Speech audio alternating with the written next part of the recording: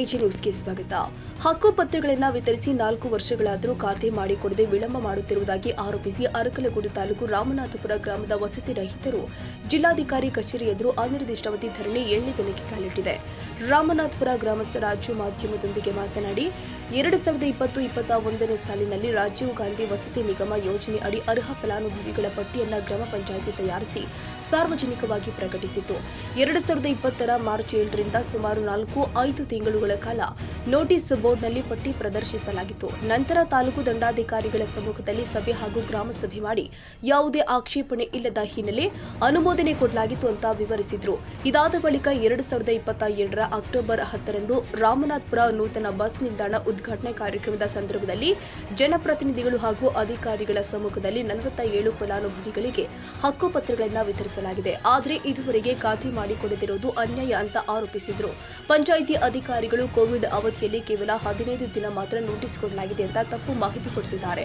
ಆದರೆ ಆ ಅವಧಿಯಲ್ಲಿ ಇತರ ಕಾರ್ಯಗಳು ನಡೆದಿರುವುದು ದಾಖಲೆಗಳಿಂದ ಸ್ಪಷ್ಟವಾಗುತ್ತೆ ಅಂತ ಪ್ರಶ್ನೆ ಮಾಡಿದರು.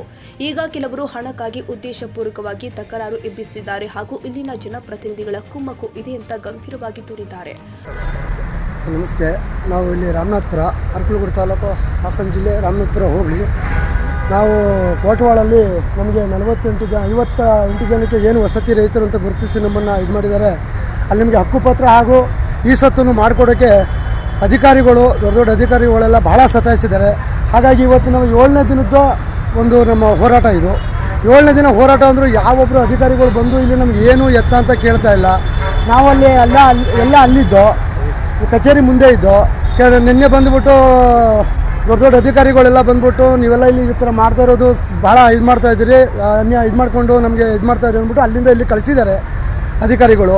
ನಾವು ಇಲ್ಲಿ ಕಳಿಸಿ ಇವ್ರು ನೋಡಿದ್ರೆ ಬೆಳಗ್ಗೆಯಿಂದ ಬಂದ್ಬಿಟ್ಟು ಇಲ್ಲಿ ಕ್ಲೀನ್ ಮಾಡಿ ಅದು ಮಾಡಿ ಇದು ಮಾಡಿ ಅಂತ ನಮ್ಮನ್ನು ಅಧಿಕಾರಿಗಳೆಲ್ಲ ಇಲ್ಲಿ ಅಧಿಕಾರಿಗಳು ಹೇಳ್ತಾ ಇದ್ದಾರೆ. ನಾವು ಇಲ್ಲಿಂದ ನೆಲ್ಲಿಗೆ ಹೋಗಿ ಕಳಿಸ್ಬೇಕು ಅಂತ ಯಾವಾಗ ನಮ್ಗೆ ನ್ಯಾಯ ಸಿಗುತ್ತೆ ನೋಡಿ. ಇಲ್ಲಿ ಕೆಲವರು ಎಲ್ಲ ಗಂಡ ಸತ್ತಿರೋರೆಲ್ಲ ಇದ್ದಾರೆ ಸರ್. ನಾವೆಲ್ಲ ನೋಡಿ ಅಂಗವಿಕಲರೆಲ್ಲ ಇದ್ದೀವಿ. ನಾವು ನೆಲ್ಲಿಗೆ ಹೋಗಬೇಕು, ಯಾವ ರೀತಿ ನಮ್ಗೆ ನ್ಯಾಯ ಕೊಡಿಸ್ತೀರಾ ದಯವಿಟ್ಟು DC ಸಾಹೇಬರು ಇದನ್ನು ಮನಗಟ್ಟಿ ನಮ್ಮನ್ನು ಒಂದು ಒಳ್ಳೆ ದಾರಿ ಮಾಡಿಕೊಡ್ಬೇಕು ಅಂತ ನಿಮ್ಗೆ ಕೇಳ್ಕೊತಾ ಇದ್ದೀವಿ ಸರ್. ನೀವು ಇಲ್ಲಿ ಕ್ಲೀನ್ ಮಾಡಿ ಅಂತ ಹೇಳ್ತಾ ಇದ್ದಾರೆ. ನಾವು ಕ್ಲೀನ್ ಮಾಡ್ಬೇಕಂತ ಇಲ್ಲೊಬ್ರು ಕೆಲಸದವ್ರು ಇಲ್ಲಿ ಸರ್, ಯಾರು ಕೆಲಸ ಮಾಡ್ತೀವಿ ಅವ್ರ ಹೆಸರುಗಳು ಬರಲ್ಲ ನಮಗೆ. ನಾವು ಕ್ಲೀನ್ ಮಾಡಿಕೊಂಡು ನಾವು ಇದು ಮಾಡಬೇಕಂತ ಇಲ್ಲಿ. ಹಂಗಾರೆ ಸರ್ಕಾರ ಏನಕ್ಕಿರೋದು? ಸರ್ಕಾರ ಏನು ಮಾಡಿದೆ ನಮಗೆ? ಬಡವರು ಅಂತ ಗುರುತಿಸ್ಕೊಳ್ಳೋಕ್ಕೆ ನಾವು ಎಲ್ಲಿಂದ ಎಲ್ಲಿ ಗಂಟೆ ಬಂದಿದ್ದೀವಿ? ನಾವೇನು ಎಲ್ಲರೂ ಇರೋರು ಯಾರೂ ಇಲ್ಲ ಸರ್. ಎಲ್ಲ ದಿನಗೂಲಿ ಮಾಡ್ಕೊಂಡಿರೋರು. ಒಬ್ಬೊಬ್ಬರು ಸಂಬಳ ಬಂದು 200-300 ರೂಪಾಯಿ ಸಂಬಳಕ್ಕೆ ಎಲ್ಲ ಇದ್ದೀವಿ. ನಾವು ಈ ಸಂಬಳದಲ್ಲೇ ನಾವು ನೆಚ್ಕೊಂಡಿರೋರು. ಹೆಂಡತಿ ಮಕ್ಕಳನ್ನ ಮನೇಲಿ ಬಿಟ್ಟು ಶಾಲೆಗೆಲ್ಲ ರಜಾ, ಮಕ್ಕಳೆಲ್ಲ ಮನೇಲಿದ್ದಾರೆ. ನಾವು ನೋಡಿದ್ರೆ ಎಲ್ಲಿದ್ದೀವಿ? ಒಂದು ವಾರ ಆಗಿದೆ. ಇವತ್ತಿಗೆ 7 ದಿನ ಕಾಲಿಟ್ಟಿದ್ದೀವಿ sir. Parvez Ahmad, Hassan, AG news.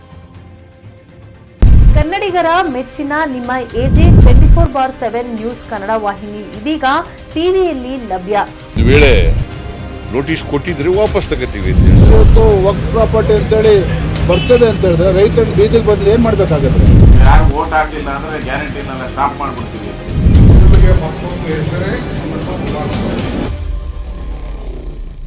Karnataka ಮತ್ತು ದೇಶ ವಿದೇಶ 360 ಡಿಗ್ರಿ ಸುದ್ದಿ ಹಾಗೂ ಉತ್ತರ ಕರ್ನಾಟಕ, ಬೆಳಗಾವಿ, ಬಾಗಲಕೋಟೆ, ಧಾರವಾಡ, ಹಾವೇರಿ, ಗದಗ, ಬಿಜಾಪುರ ಜಿಲ್ಲೆಯ ಕ್ಷಣದ ವಿವರವನ್ನ ಪಡೆಯುವುದಕ್ಕೆ ಎಜೆ 24/7 ನ್ಯೂಸ್ ಕನ್ನಡ ವಾಹಿನಿಯನ್ನ ಲೈಕ್ ಮಾಡಿ, ವಿಡಿಯೋಗಳನ್ನ ಶೇರ್ ಮಾಡಿ, ಕಮೆಂಟ್ ಮಾಡುವ ಮೂಲಕ ನಮ್ಮ ವಾಹಿನಿಗೆ ಸಹಕಾರ ನೀಡಿ ಮತ್ತು ಚಾನೆಲ್ ಅನ್ನ ಸಬ್ಸ್ಕ್ರೈಬ್ ಮಾಡಿ. ಧನ್ಯವಾದಗಳು.